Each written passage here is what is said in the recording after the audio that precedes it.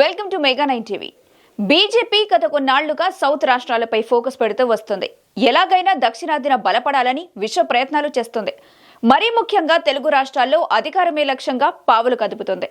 అందుకోసం కాషాయ పెద్దలు మెగా ప్లాన్ ఇప్పుడు హాట్ టాపిక్ డిబేట్లకు తెరతీస్తుంది. ఈసారి వేసే మెగా ప్లాన్ తో తెలుగు రాష్ట్రాల్లో ఎలాగైనా కాషాయం జెండా ఎగురవేయాలని హైకమాండ్ పట్టుదలగా ఉందట. ఇంతకీ బీజేపీ వేస్తున్న ఆ మెగా ప్లాన్ ఏంటి? Let's watch. దేశంలో 10 ఏళ్ల నుంచి రూల్ చేస్తున్న ఉత్తరాదిన చాలా రాష్ట్రాల్లో అధికారం సంపాదించిన బీజేపీని ఓ కొరత మాత్రం వెంటాడుతుంది. అదే సౌత్ పవర్. అందుకోసం గత కొన్నేళ్ల నుంచి కాషాయ పార్టీ ప్రయత్నిస్తూనే ఉంది.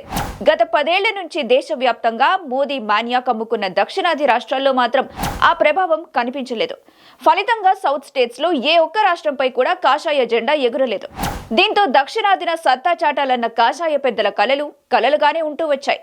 ఒక్క కర్ణాటక మినహా మిగిలిన ఏ సౌత్ రాష్ట్రంలో కూడా బీజేపీకి క్షేత్రస్థాయిలో బలం లేదు. దాంతో ఏళ్ల తరబడి దక్షిణాదిన దండయాత్ర చేస్తూనే ఉంది కాషాయ పార్టీ. ఇతర రాష్ట్రాల సంగతి అటుంచితే ఈ మధ్య కాషాయ పెద్దల ఫోకస్ తెలుగు రాష్ట్రాలపై పడింది. అటు ఏపీలో గానీ లేదా ఇటు తెలంగాణలో గానీ ఎలాగైనా అధికారంలో రావాలని చూస్తుంది. ఎందుకంటే గతంతో పోల్చి ప్రస్తుతం తెలుగు రాష్ట్రాల్లో బీజేపీ కొంత మెరుగ్గానే కనిపిస్తుంది. 2 తెలుగు రాష్ట్రాల్లో జరిగిన ఎలక్షన్స్ లో చెప్పుకోతగ్గ స్థాయిలోనే ఓట్ షేర్ సంపాదించుకుంది. దీంతో పెరిగిన ఓట్ షేర్ ను డబుల్ కి డబుల్ చేసుకుంటూ అధికారానికి దగ్గరవ్వాలని చూస్తుంది కాషాయ పార్టీ. అందుకోసం మెగా ప్లాన్ రెడీ చేసినట్టుగా తెలుస్తుంది. 2 తెలుగు రాష్ట్రాల్లో భారీ అభిమాన సంఘం గ్రామ స్థాయిలో ప్రజాదరణ ఉన్న వ్యక్తికి దగ్గరయ్యే ప్రయత్నం చేస్తుంది. ఆ వ్యక్తి ఎవరో కాదు, మెగాస్టార్ చిరంజీవి. గత కొన్నాళ్లుగా బీజేపీ పెద్దల వ్యవహార శైలి చూస్తే మెగాస్టార్ కు దగ్గరయ్యేందుకు ఏ రేంజ్ లో ప్రయత్నిస్తున్నారో ఇట్టే అర్థమైపోతుంది. అయోధ్య రామ మందిరం మొదలుకొని నిన్నటి సంక్రాంతి వేడుకల వరకు చిరు కోసం విశ్వ ప్రయత్నాలు చేస్తున్నారు కాషాయ పెద్దలు. గతంలో అల్లూరి విగ్రహావిష్కరణకు హాజరైన ప్రధాని మోదీ చిరుతో సభను పంచుకోవడం, అయోధ్య రామ మందిర్ టైంలో చిరు ఫ్యామిలీకి స్పెషల్ ఇన్విటేషన్ ఇవ్వటం, గతేడాది మెగాస్టార్ కు పద్మవిభూషణ్ అవార్డు ప్రకటించడం, ఇలా చెప్పుకుంటూ పోతే మెగాస్టార్ ను లైన్ లోకి తెచ్చుకునేందుకు కాషాయ పెద్దలు చేస్తున్న ప్రయత్నాలు అన్ని ఇన్ని కావు. తాజాగా సంక్రాంతి వేడుకల్లో భాగంగా కిషన్ రెడ్డి నివాసంలో మోదీ చిరు స్పెషల్ అట్రాక్షన్ గా ఉన్నారంటే చిరు కోసం బీజేపీ ఎంతలా పరితపిస్తుందో అర్థం చేసుకోవచ్చు. మరి మెగాస్టార్ కోసం బీజేపీ ఇంతలా ఆరాటపడడానికి కారణం కూడా లేకపోలేదు.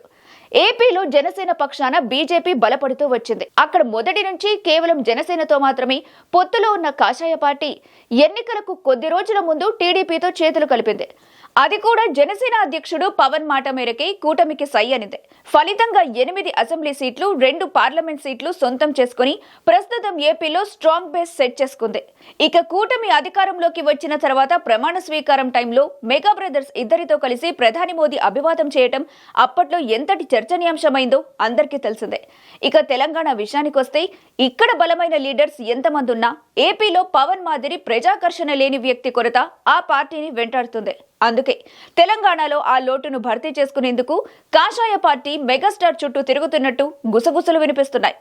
తెలంగాణలో వచ్చే అసెంబ్లీ ఎన్నికల నాటికి పూర్తి స్థాయిలో బలపడి అధికారాన్ని చేజెక్కించుకోవాలని ఉన్నారు కాషాయ పెద్దలు. వచ్చే ఎన్నికల్లో గెలిచేది బీజేపీనే అంటూ ఇప్పటి నుంచే నొక్కి చెబుతున్నారు కూడా. అందుకోసం ఆల్రెడీ గ్రౌండ్ వర్క్ మొదలు పెట్టినట్టు తెలుస్తుంది.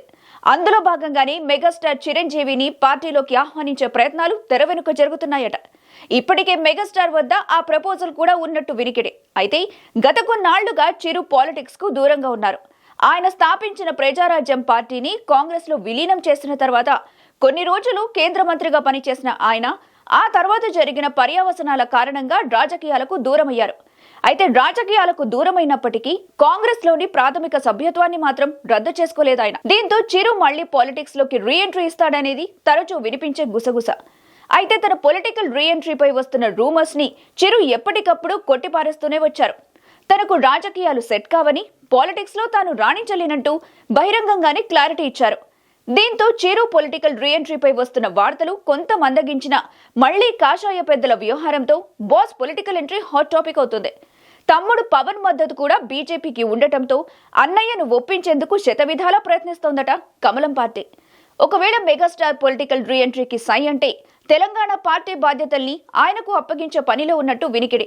మరి ప్రస్తుతం బీజేపీ పెద్దల పట్ల సానుకూలంగానే ఉన్న చిరు ఆ పార్టీతో కలిసి నడిచేందుకు సిద్ధమవుతారా అనేది $1 మిలియన్ క్వశ్చన్. అయితే ప్రధాని నరేంద్ర మోదీతో పాటు మిగతా బీజేపీ పెద్దలు సైతం ఇప్పటికీ మెగా టచ్ కంటిన్యూ చేస్తున్నారు. ఏడాది కిందట తెలంగాణ ఎన్నికల సమయంలో హోంమంత్రి అమిత్ షా హైదరాబాద్ వచ్చినప్పుడు చిరంజీవి రామ్ చరణ్ కలిసి ఆయనతో ప్రత్యేకంగా భేటీ అయ్యారు. ఆ భేటీ వెనుకున్న రహస్యం ఏంటనేది ఇప్పటికీ మిస్టరీనే.